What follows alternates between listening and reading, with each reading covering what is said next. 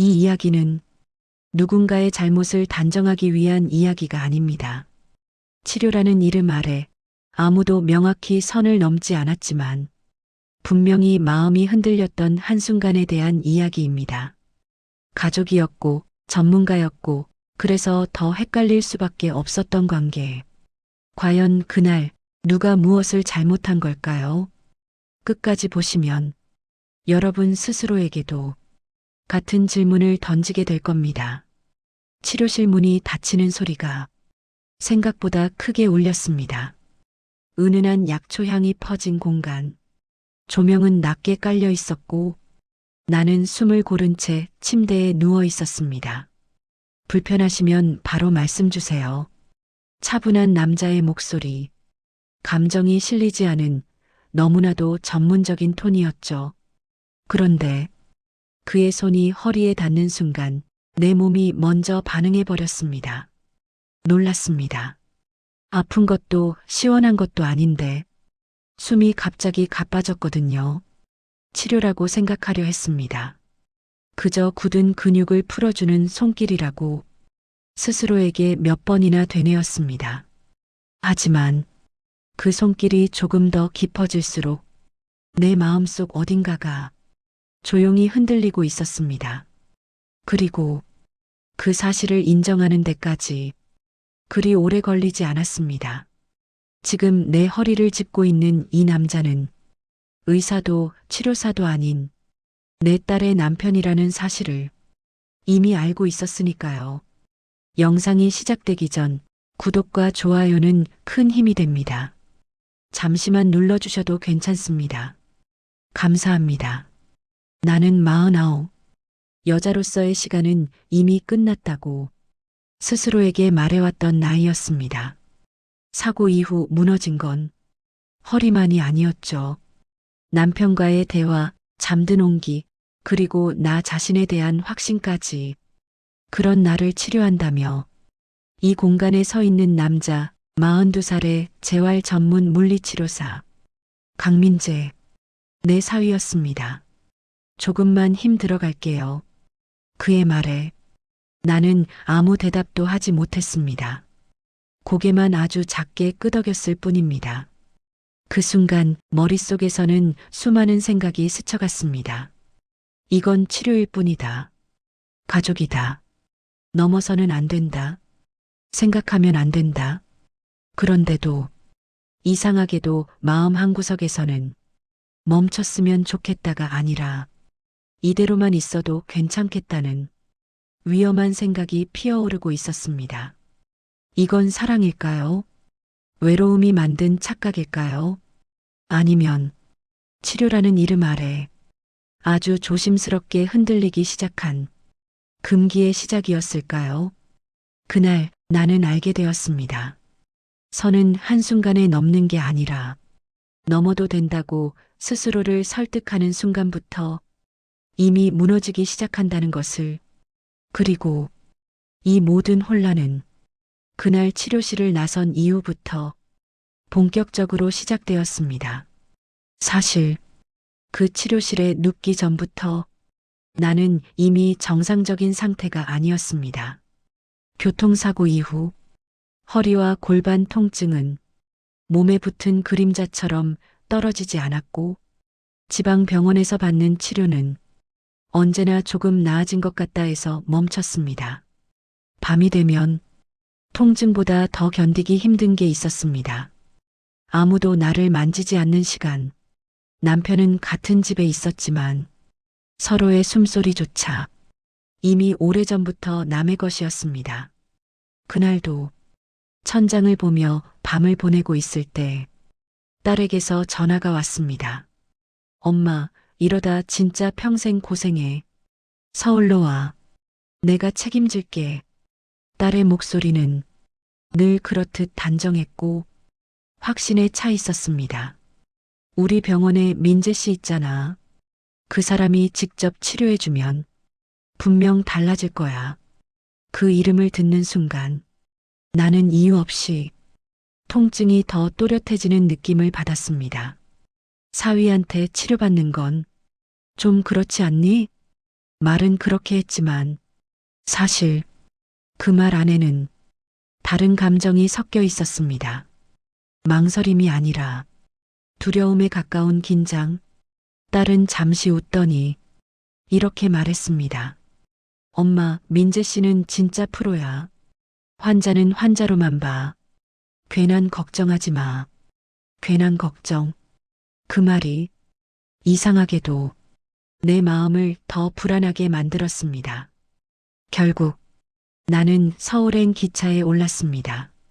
딸 부부의 아파트는 너무도 정돈되어 있었고 그 안에서 나는 괜히 어색한 손님 같았습니다. 그리고 현관문이 열리며 그가 들어왔을 때 나는 본능적으로 허리를 곧게 세웠습니다. 장모님 오시느라 고생 많으셨습니다.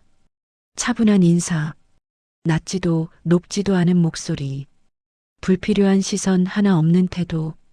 그런데도 42 남자의 체온이 말없이 공간을 눌렀습니다. 그날 저녁 셋이서 밥을 먹는 내내 나는 자꾸만 그의 손과 어깨를 보게 되었습니다. 아무 의미 없어야 할 장면인데 이상하게도 눈길이 쉽게 떨어지지 않았습니다. 그날 밤 나는 거의 잠들지 못했습니다. 통증 때문이라고 몇 번이나 스스로를 설득했지만 사실은 알고 있었습니다. 내가 불편한 이유는 아픔이 아니라 기대에 가까운 감정이라는 걸. 이게 무슨 생각이야. 이불을 끌어당기며 속으로 욕을 했지만 머릿속에서는 이미 다음 날의 장면이 하나둘 그려지고 있었습니다. 치료실, 닫힌 커튼, 그가 서 있는 모습. 아직 시작도 안 했는데 이미 숨이 막혔습니다. 다음 날 병원으로 향하는 차 안에서 심장은 필요 이상으로 빨리 뛰고 있었습니다. 이건 치료다. 가족이다. 아무 일도 일어나지 않는다. 그렇게 수없이 되뇌었지만 엘리베이터 문이 열리는 순간 나는 깨달았습니다. 지금의 이 긴장은 몸이 아니라 마음에서 시작된 거라는 걸. 그리고 이 치료가 끝난 뒤 내 인생의 균형이 조금은 달라질 거라는 걸. 아직은 그게 좋은 쪽일지 나쁜 쪽일지 전혀 알 수 없었습니다. 다만 분명한 건 이미 나는 선 가까이까지 와 있었다는 사실이었습니다. 처음 치료가 끝났을 때 나는 이상하게도 허리보다 마음이 먼저 풀린 느낌이 들었습니다. 오늘은 여기까지 하죠. 그의 말에 나는 안도와 아쉬움이 이상하게 섞인 숨을 내쉬었습니다. 집으로 돌아오는 길, 통증은 분명 덜했는데 머릿속은 오히려 더 복잡해졌습니다. 이건 치료다. 전문적인 행위다. 나는 환자고 그는 사위다. 그렇게 정리하면 모든 게 깔끔해질 줄 알았습니다. 그런데 다음 예약 날짜가 다가오자 나는 무의식적으로 달력을 몇 번이나 확인하고 있었습니다. 통증 때문이라고 스스로를 변명했지만 사실은 알고 있었습니다. 내가 기다린 건 치료 시간이 아니라 그 공간이었어요. 다시 치료실에 눕던 날 커튼이 닫히는 소리가 유난히 크게 들렸습니다. 오늘은 어제보다 조금 더 깊게 볼게요.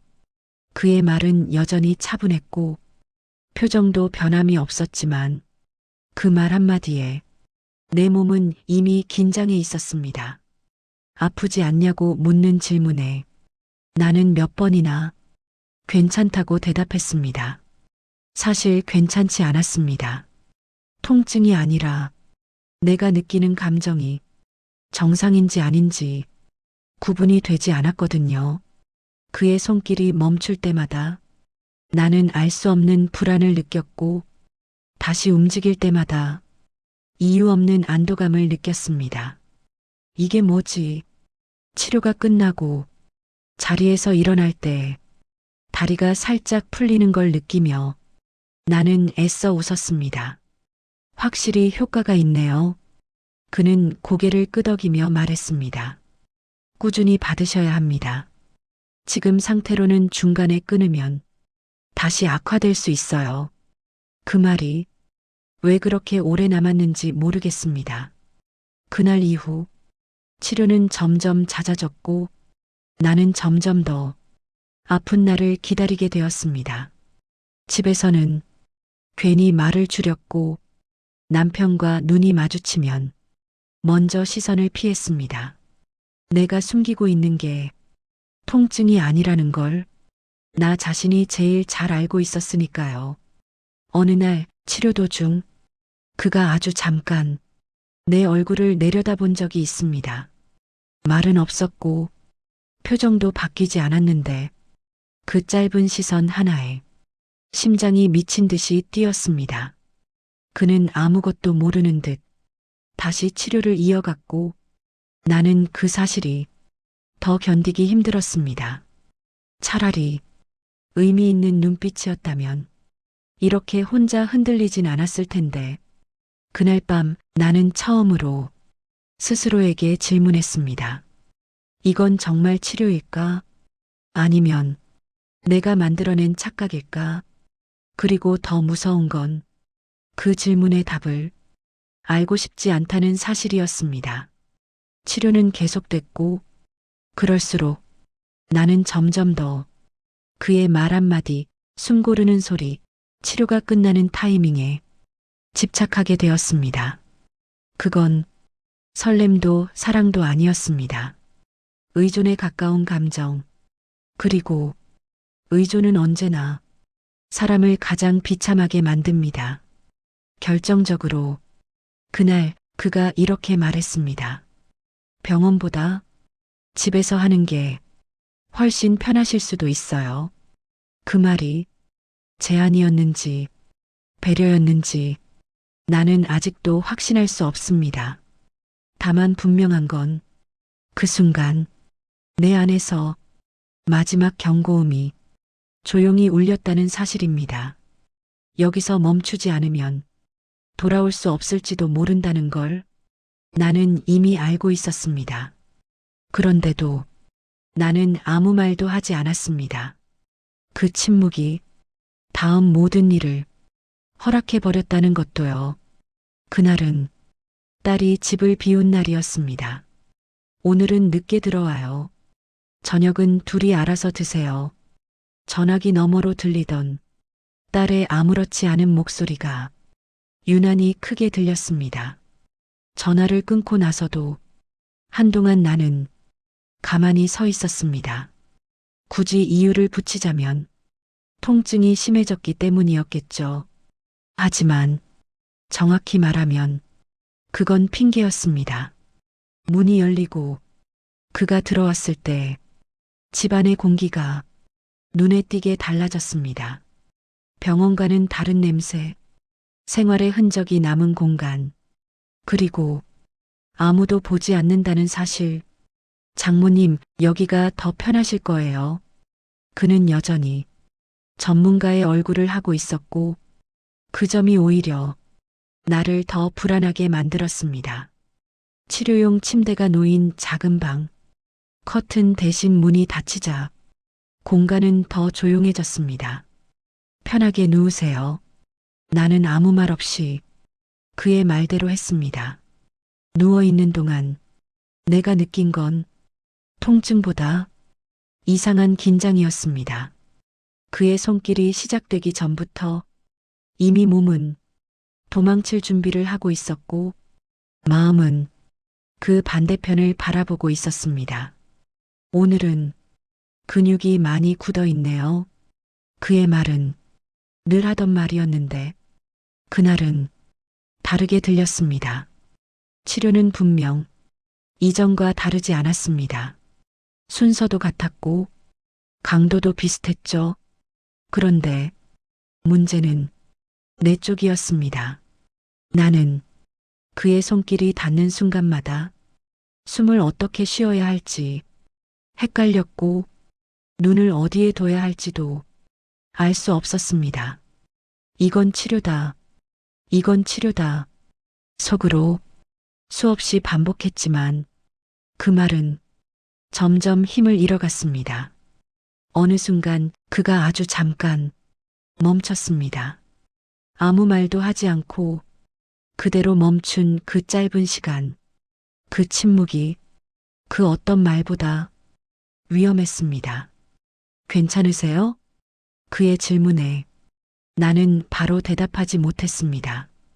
괜찮지 않았기 때문이 아니라 괜찮다고 말하면 이 시간이 계속될 것 같아서였습니다. 결국 나는 고개를 끄덕였습니다. 그 선택이 내 책임이라는 걸 그때는 아직 인정하고 싶지 않았습니다. 그의 손길은 다시 이어졌고 나는 더 이상 치료와 감정을 구분할 수 없게 되었습니다. 머릿속에서는 경고가 울렸지만 몸은 이미 다른 반응을 보이고 있었습니다. 지금 멈춰야 한다. 그 생각을 수없이 했지만 입은 열리지 않았습니다. 그때 그가 낮게 말했습니다.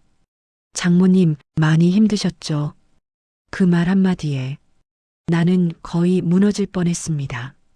그건 치료사의 말이 아니라 누군가 내 상태를 정확히 꿰뚫어 본 것 같은 목소리였으니까요. 나는 그날 처음으로 치료를 받는 사람이 아니라 돌봄을 갈구하는 사람이 되어 있었습니다. 그리고 그 사실이 너무 부끄러워 차마 눈을 뜰 수가 없었습니다. 그의 손길이 조금 더 가까워졌을 때 나는 마침내 입을 열었습니다. 오늘은 여기까지 하죠. 목소리는 내 생각보다 단단했습니다. 그는 아무 말 없이 손을 거두었고 잠시 후 고개를 끄덕였습니다. 알겠습니다. 그 짧은 대답이 왜 그렇게 다행이면서도 쓰라렸는지 모르겠습니다.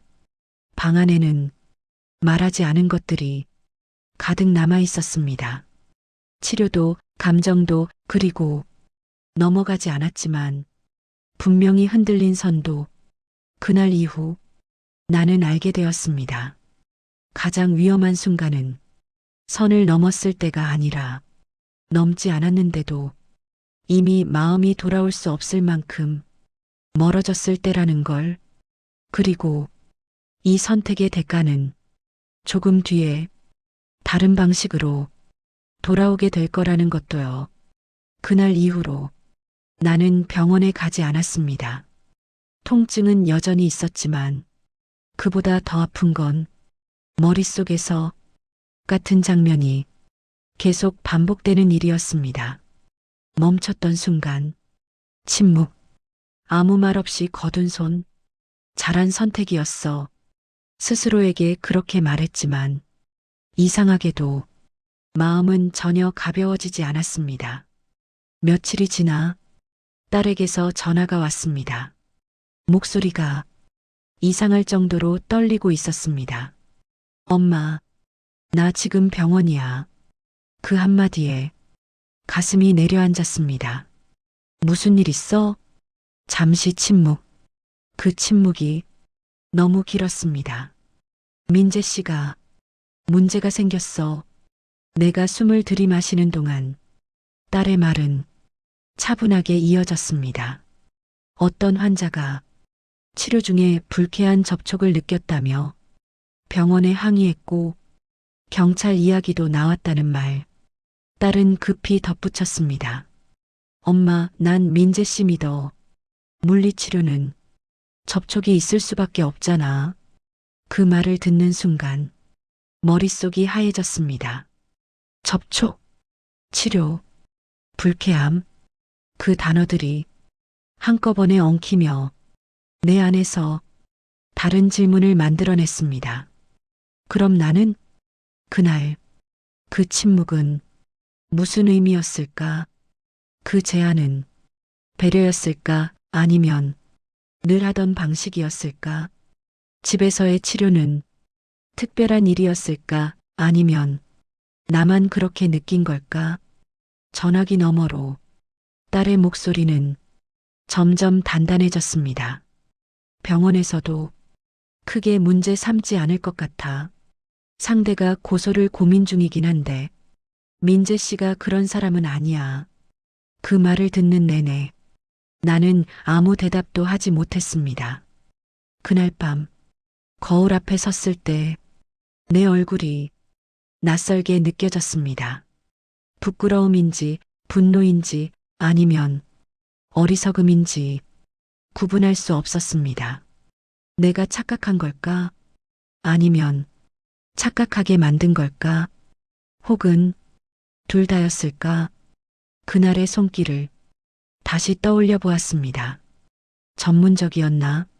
경계가 있었나? 내가 먼저 다른 의미를 부여한 건 아닐까? 그렇게 생각하다가도 다시 그가 멈췄던 순간이 머릿속을 스쳤습니다. 만약 그가 아무렇지 않게 계속했더라면 나는 어디까지 갔을까?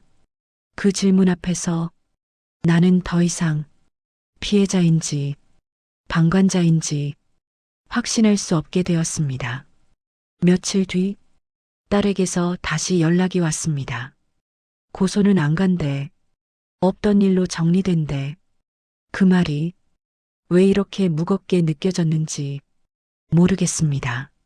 사건은 끝났는데 내 마음은 전혀 끝나지 않았으니까요. 나는 결국 짐을 싸서 지방으로 내려왔습니다. 거리도 병원도 그리고 그 사람과도 물리적으로 멀어지기 위해서였습니다. 하지만 머릿속에서는 여전히 같은 질문이 돌고 있었습니다. 그날 나는 무엇이었을까? 환자였을까? 유혹에 흔들린 사람이었을까? 아니면 경계를 흐리게 만든 공범이었을까? 그리고 가장 무서운 질문 하나. 이 사실을 딸에게 말해야 할까? 진실을 말하면 모든 것이 무너질지도 모릅니다. 말하지 않으면 나는 평생 이 질문과 함께 살아야 하겠죠. 그날 이후 나는 알게 되었습니다. 어떤 사건은 경찰 기록에는 남지 않지만 사람의 마음에는 지워지지 않는 상처로 남는다는 걸, 그리고 이 이야기는 아직 끝나지 않았다는 것도요.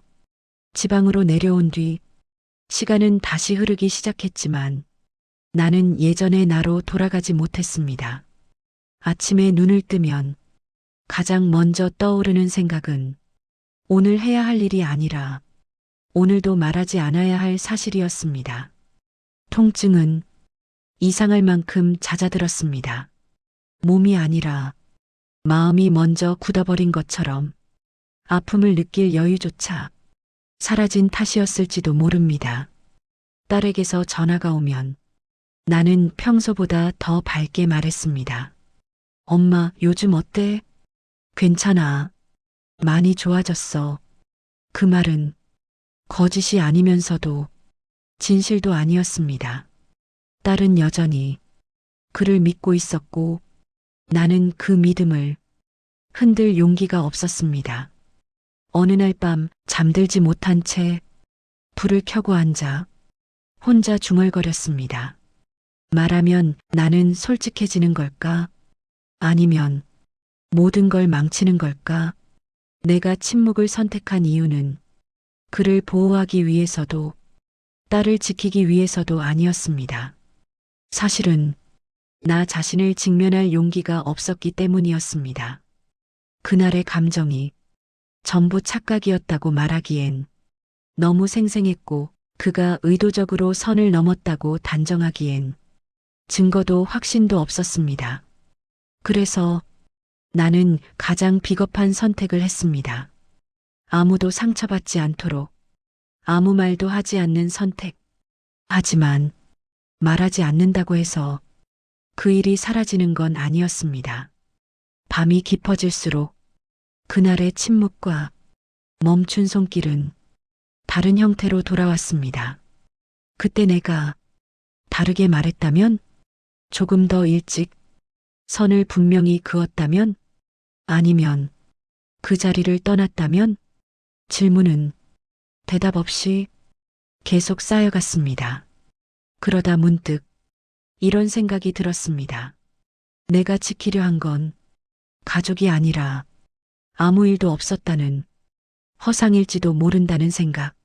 며칠 뒤 딸에게서 메시지가 왔습니다. 엄마, 우리 다음 달에 같이 내려갈게. 짧은 문장이었지만 나는 한참을 그 메시지를 바라보고 있었습니다.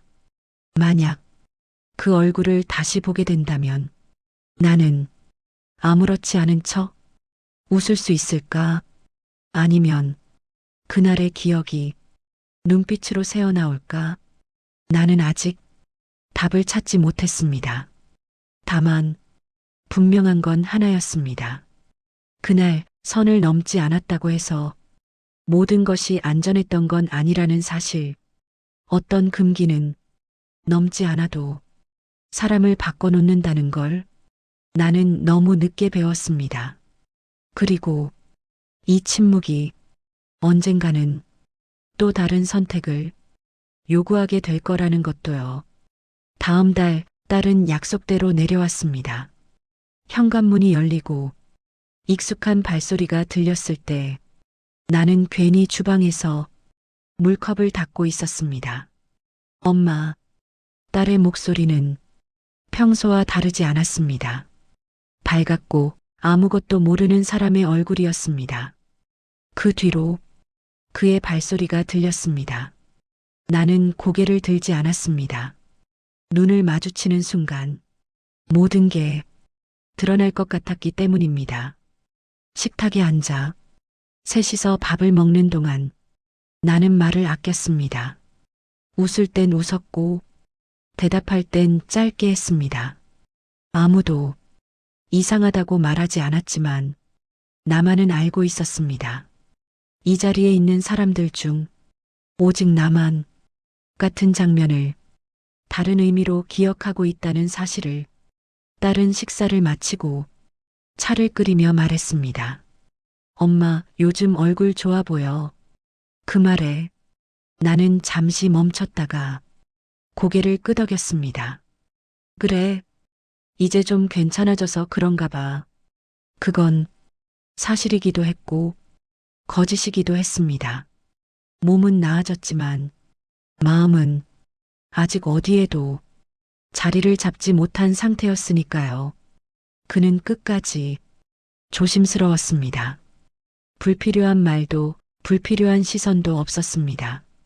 그 태도가 오히려 나를 더 혼란스럽게 만들었습니다. 그날의 침묵은 무엇이었을까? 배려였을까? 후회였을까? 아니면 아무 의미도 없었던 걸까? 밤이 되어 딸 부부가 방으로 들어간 뒤 나는 혼자 거실에 앉아 불을 끄지 못한 채 오래도록 창밖을 보았습니다. 말할 기회는 분명 있었습니다. 지금 말하면 모든 게 달라질 수도 있었습니다. 하지만 그 달라짐이 누구에게 어떤 상처를 남길지 나는 끝내 가늠할 수 없었습니다. 그래서 나는 또다시 아무 말도 하지 않았습니다. 침묵은 선택이었고 도피였으며 나름의 책임이라고 스스로를 설득했습니다. 하지만 잠자리에 누운 뒤에도 눈은 쉽게 감기지 않았습니다. 문득 이런 생각이 들었습니다. 진실을 말하지 않은 건 과연 비겁함일까? 아니면 이미 충분히 상처받은 사람들을 더 아프게 하지 않기 위한 또 다른 용기일까? 아직 나는 그 답을 모릅니다. 다만 분명한 건 하나입니다. 그날 선을 넘지 않았다고 해서 아무 일도 없었던 건 아니라는 사실. 그리고 말하지 않은 진실은 사라지는 게 아니라 조용히 사람 안에 남는다는 것. 이 이야기는 여기서 멈추지만 질문은 여전히 남아 있습니다. 여러분이라면 어떻게 하시겠습니까? 말해서 모든 것을 바꾸겠습니까? 아니면 침묵으로 지금의 균형을 지키겠습니까? 그리고 그 선택을 평생 안고 살아갈 자신이 있으신가요? 오늘 이야기는 여기까지입니다. 끝까지 들어주셔서 감사합니다. 여기까지 이야기를 들어주셔서 감사합니다. 이 선택이 옳았는지, 침묵이 정말 최선이었는지, 지금도 확신할 수는 없습니다. 여러분이라면 어떻게 하셨을까요? 말했을까요? 아니면 끝까지 숨겼을까요? 여러분의 생각을 댓글로 남겨주세요. 이야기는 댓글에서 이어집니다. 구독과 좋아요는 이런 이야기를 계속 전하는데 큰 힘이 됩니다. 감사합니다.